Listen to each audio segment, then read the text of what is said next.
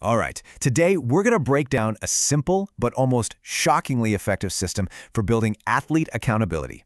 It came from a coach who was just fed up with the excuses and wanted to build real ownership. And it all starts with one big question. I mean, this is the million-dollar question for every coach, isn't it? How do you actually get past all the arguments, the complaining about playing time, and get your athletes to just look in the mirror and take responsibility for their performance? And this is exactly where our story begins.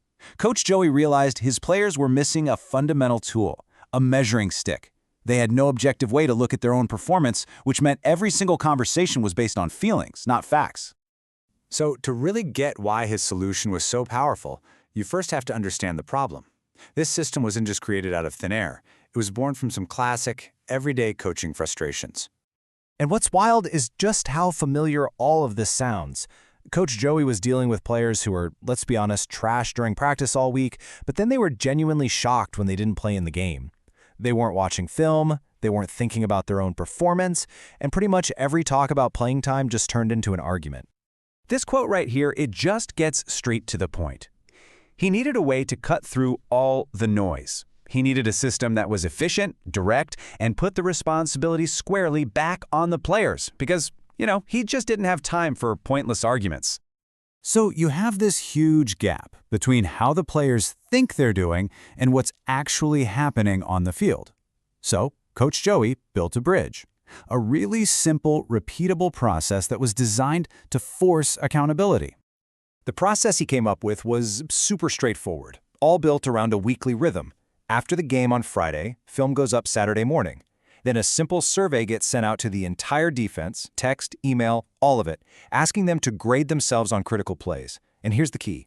They had to complete it before Monday's practice. That was the one non-negotiable part. And that survey, that became the measuring stick. It forced every player to actually sit down, watch the film, and answer dead simple questions about what they were supposed to do. Did you do your job on this play? Yes or no? There was no room for debate. And all of a sudden, the player and the coach were looking at the exact same evidence. They were speaking the same language. And the results of this one simple change? They were huge. The entire culture of the defense started to shift, moving away from all that conflict and towards clarity and a real, shared purpose. I mean, the shift was dramatic. Instead of emotional, subjective arguments, conversations became about objective, film-based evidence.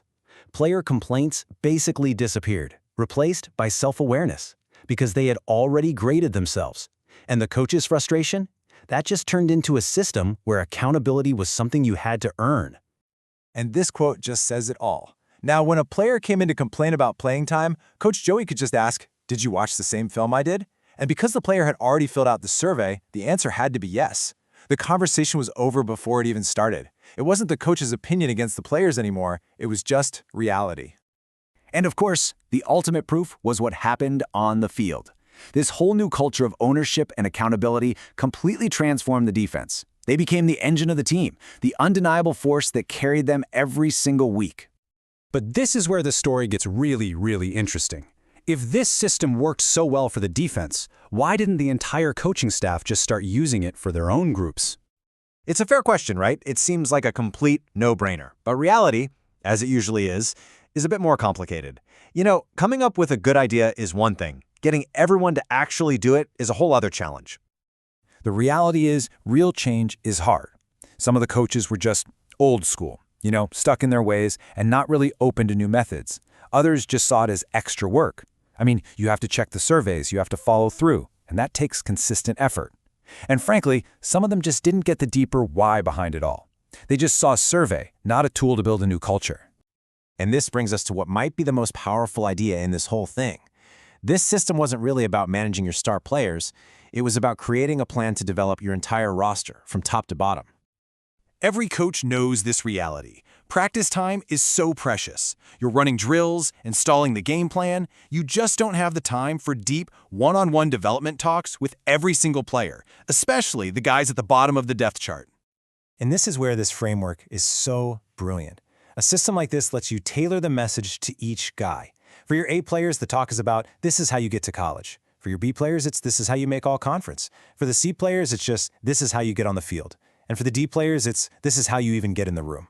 Every player gets a clear, personal path forward, and it doesn't take an hour-long meeting every single day. Because this really gets to the core of what makes a championship team.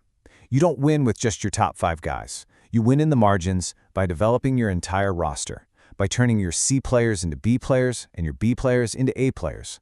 You got to lift all tides, and a system is the best way to do that.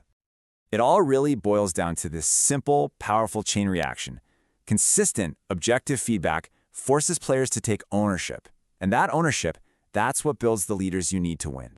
Which leaves us all with one final question to chew on.